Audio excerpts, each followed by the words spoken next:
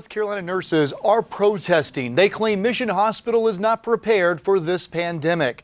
The nurses say there's a shortage of personal protective equipment, which puts them at a greater risk of getting the virus.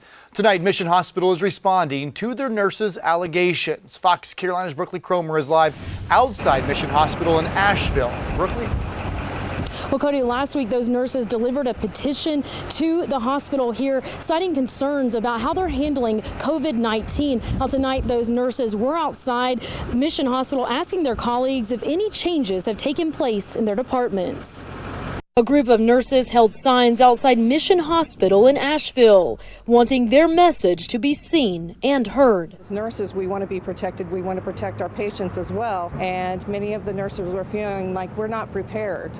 And we don't have the supplies and equipment that we need. The nurses helped organize a petition demanding the hospital make changes to their protocols amid the COVID-19 crisis. We presented the hospital administration with a petition signed up by hundreds of nurses with demands including increasing an appropriate PPE, appropriate training, appropriate staffing and planning. And one of their biggest concerns, they say there is a shortage of N95 respiratory masks and inadequate personal protective equipment or PPE. The hospital provided a statement to Fox Carolina about the nurses' protest, which says in part, Mission Health is doing everything in our power to secure additional supplies, and we are following CDC protocols for using and conserving PPE. In response to the petition, the hospital says they have made universal masking available for all employees, appointed a PPE steward to distribute personal protective equipment